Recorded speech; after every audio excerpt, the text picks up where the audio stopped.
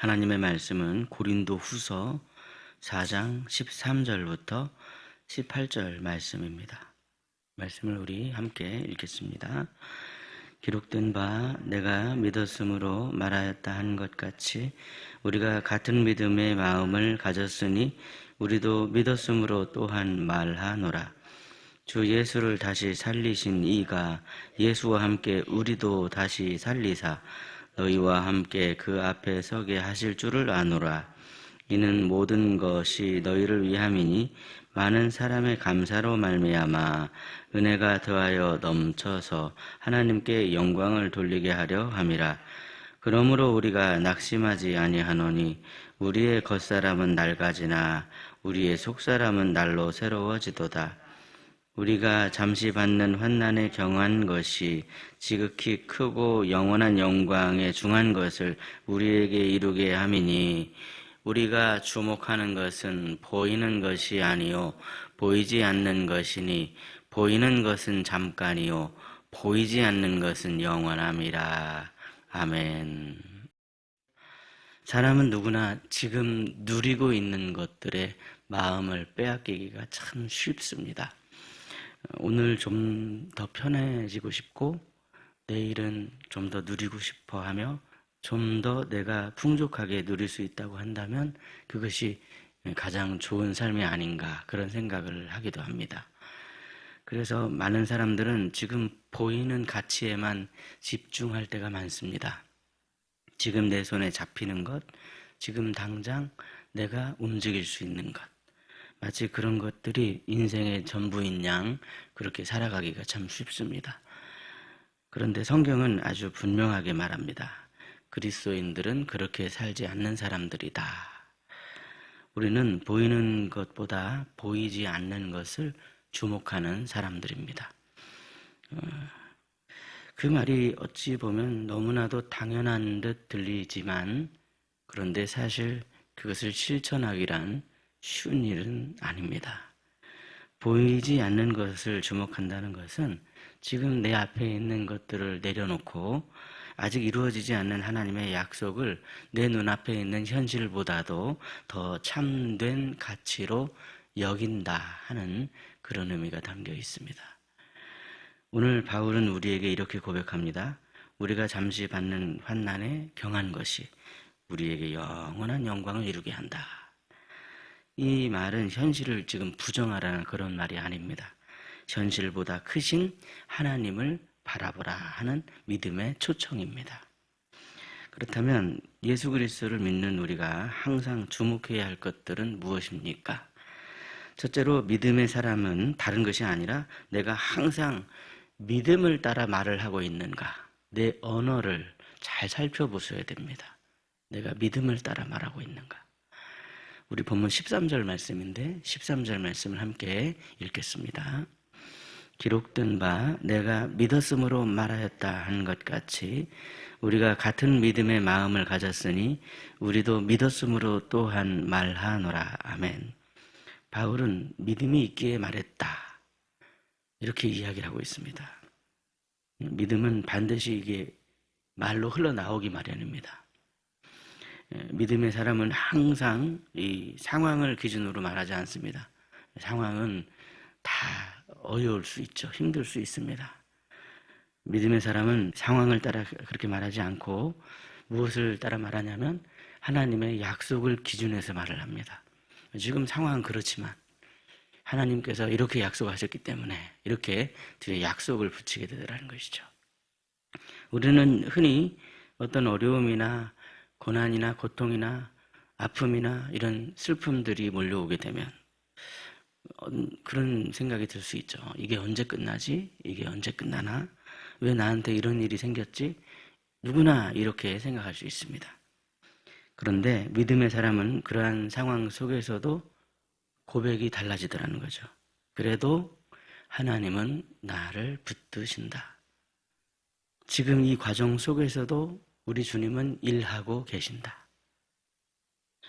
믿음의 고백이 지금 내 상황이나 환경을 어떻게 터치하는 것이나 그것을 막 이렇게 바꾸는 그런 것은 아닐지라도 그 고백이 나를 지키고 그 고백이 내가 흔들림이 없도록 방향을 딱 잡아주시더라는 거죠. 사랑하는 여러분, 그렇다면 과연 우리는 어떤 믿음을 가지고 언어 생활 가운데 어떤 말들을 흘려보내고 있으십니까? 혹시 여전히 염려와 불안이 내 속에서 흘러나오고 있진 않은지요? 보이지 않는 하나님을 주목하는 사람은 오늘 내가 흘려보내는 그 말부터 달리 흘려보내는 그런 사람입니다. 말이 달라지면 시선이 달라지고, 시선이 달라지면 삶의 진행 방향이 전혀 달라지게 됩니다. 그러므로 아름다운 믿음의 언어 생활로 흔들림이 없이 믿음을 흘려보내시면서 확실하게 추진력 있게 이 믿음의 길을 걸어가시는 저와 여러분이 되시기를 예수님의 이름으로 축복합니다. 둘째로, 믿음의 사람은 항상 자신에게 있는 이 부활 생명을 통해서 다른 사람의 영혼에까지 관심을 두게 됩니다.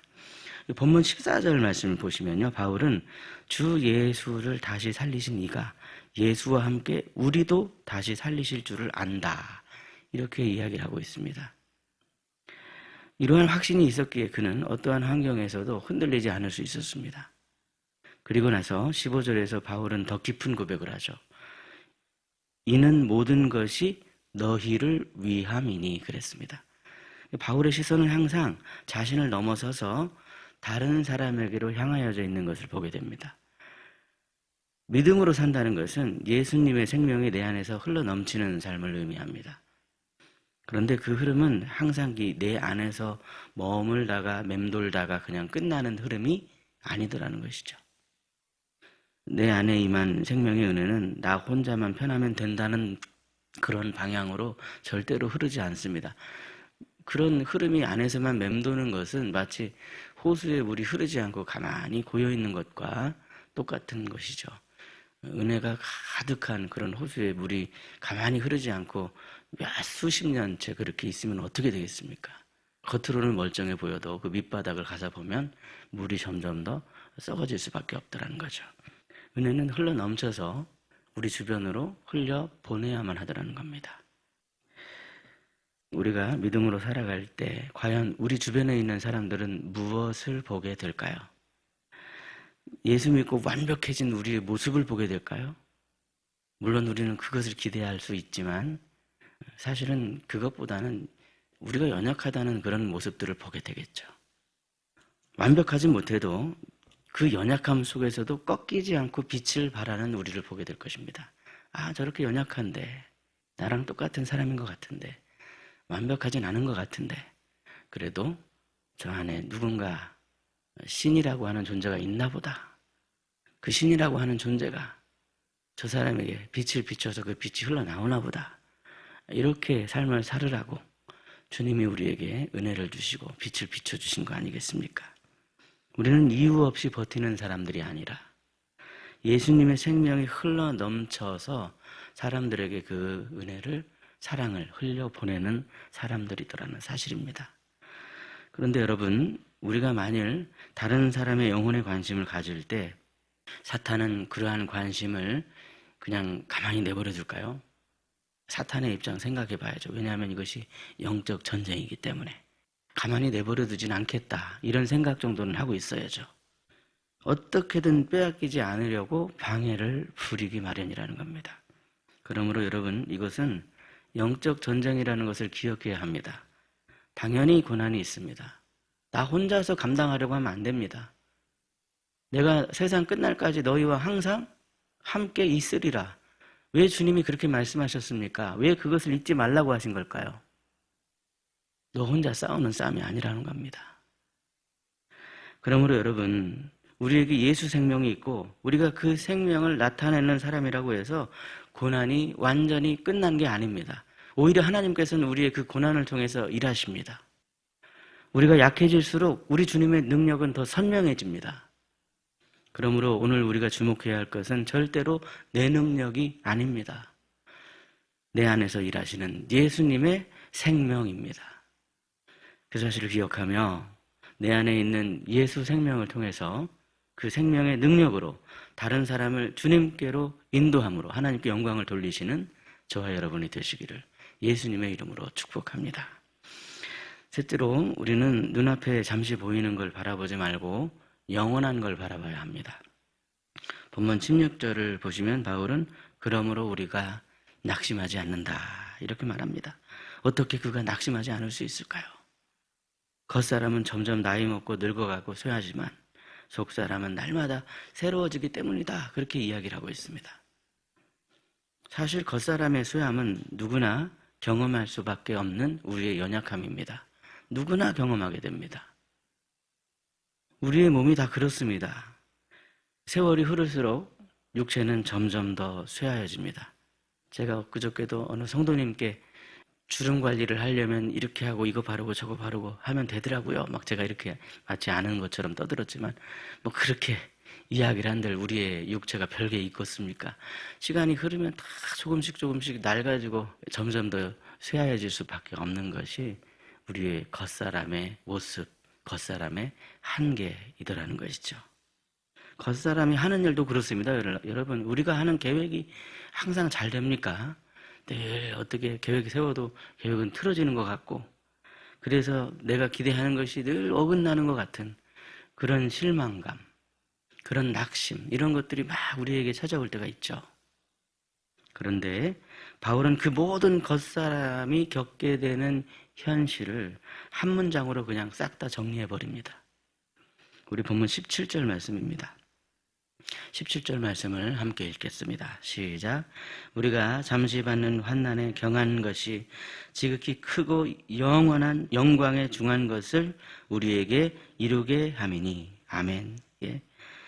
우리의 환난은 잠시이며 가볍다. 이 말은 억지가 아닙니다. 영원한 것을 바라보는 사람만이 이렇게 말씀할 수 있습니다. 환난이 잠시인 이유는 영광이 영원하기 때문입니다. 고난이 가벼운 이유는 하나님이 우리를 위해 준비한 영광이 너무나도 크기 때문에 그렇습니다. 그래서 우리도 18절 말씀처럼 우리는 보이는 것을 바라보지 않고 보이지 않는 것을 바라본다. 예, 이렇게 결론을 짓고 있습니다. 눈에 보이는 것들 많이 있죠. 지금 저도 패드 보이는 걸 보다가 잠시 시선을 뺏겼는데, 보이는 것을 바라보다 보면 우리의 마음을 자꾸 뺏깁니다. 뺏기지만 하나님께서 말씀하신 약속은 눈에 보이진 않죠. 그런데 이게 진짜고 이게 영원하다. 이걸 바라봐야 된다. 주님은 우리에게 곁에서 그렇게 말씀하십니다. 지금 우리에게 보이는 것들은 우리에게 약속된 영원한 영광에 비한다면 눈 한 번 깜짝할 사이에 지나가는 그 찰나도 아니더라는 거예요. 금세 지나가 버립니다. 영원한 영광에 비한다면 이 길이가 우리가 잴 수 있겠습니까? 잴 수 없더라는 거예요. 예를 들면 여러분, 하나님께서 우리에게 허락하신 재물을 한번 생각해 보시기 바랍니다. 재물이 너무나 많은 사람도요, 그 자기가 많이 가지고 있는 재물에만 집중하게 되면 반드시 그 재물 때문에 시험에 듭니다. 재물이 많은 청년이 예수님께 왔다가 왜 그냥 갔습니까? 시험 들어서 간 거 아니겠습니까, 여러분? 재물이 너무 없는 사람도 난 왜 이렇게 쪼달리지 하면서 그 재물에만 집중하면 또 그것 때문에 시험 듭니다. 그런데 여러분, 재물이 많든지 적든지 상관없이 우리는 무엇에 주목해야 됩니까? 영원한 하나님께 주목하고 하나님께서 우리를 위해서 이루실 영원한 그 일에 주목하는 사람은요, 살면서 그 어떤 상황을 만난다 할지라도 그것 때문에 전혀 흔들리지 않습니다. 그것이 바로 오늘 말씀의 결론이요, 우리가 이 땅을 살아가는 동안에 누려야 할 참된 기쁨과 평안과 안식과 감사, 찬송, 이런 것들이라는 거예요. 그러므로 여러분, 우리가 날마다 기도하며 붙들어야 하는 것은요, 지금 눈앞에 보이는 그러한 상황이 아니라 하나님이 이루실 영광입니다. 그것을 우리가 오늘도 엎드려 하나님께 기도할 때 하나님께서는 이미 그것을 우리에게 예비하고 우리를 기다리고 계십니다. 그 사실을 기억하며 날마다 하나님께 가까이 나와 하나님께 엎드려 기도하심으로 하나님께서 우리에게 부어주시는 이 땅에서 누려야 할 가치들을 누리시고 살다가, 우리가 찬송으로 영광 돌린 것처럼 잠시 세상에 내가 살다가 하나님이 부르시면 영광 중에 나아가는 저와 여러분이 되시기를 예수님의 이름으로 축복합니다. 기도하겠습니다. 하나님 아버지, 세상 것들로 인해서 흔들리던 우리를 부르셔서 다시 영원한 것들을 바라보며 꿈꾸게 하시니 참으로 감사합니다. 우리에게 믿음을 주시는 주님, 믿음의 사람으로 제가 살기를 원합니다. 상황에 끌려 부정적인 그러한 언어를 말하는 것이 아니라 믿음을 따라 말할 수 있도록 제 삶을 인도하여 주시옵소서. 우리가 오늘 하루 고백하는 말들을 통해 우리의 믿음이 흘러 넘치게 하여 주시길 원합니다. 근심, 걱정, 염려, 두려움들이 구름처럼 일어날 때마다 우리의 마음 깊은 곳에서 지금도 나를 붙드시는 주님을 고백할 수 있게 해 주시옵소서. 우리에게 있는 예수님의 그 생명의 능력이 내 삶을 통해 넘쳐나길 원합니다. 그 생명의 능력이 내 안에만 머물지 않게 하시고 우리의 가정과 일터와 이웃에게로 그 생명이 흘러 들어가 충만하게 역사할 수 있도록 누군가의 마음이 무너질 때 우리를 통해 우리의 소망을 볼 수 있게 해 주시옵소서. 우리의 연약함 가운데에서도 예수님의 선한 능력이 드러나게 하여 주시옵소서. 우리의 겉사람은 약해지지만 속사람은 날마다 새로워지길 원합니다. 잠시 보이는 일로 낙심하지 않게 해주시고 주님이 예비하신 그 영원한 영광을 놓치지 않는 저희들이 되게 하옵소서. 우리의 짐이 무거울 때 그보다 주님이 주시는 영광이 훨씬 더 크고 놀랍다는 사실을 잊지 않게 해 주시옵소서. 육신의 질고와 마음의 상처로 혹시라도 어려움을 당하지 않도록 주님 앞에 엎드려 간절히 기도드립니다. 주님의 못자국 난 손길로 어루만져 주시고 주님이 감싸 주셔서 깨끗하게 치유되도록 아프지 않도록 역사하여 주시옵소서. 오늘 하루도 우리 희락의 모든 가정이 말씀대로 살게 해주시고 말씀대로 바라보게 해주시며 말씀대로 승리하게 하여 주시옵소서. 우리 구주 예수 그리스도의 이름으로 기도드리옵나이다. 아멘. 각자 기도하시겠습니다.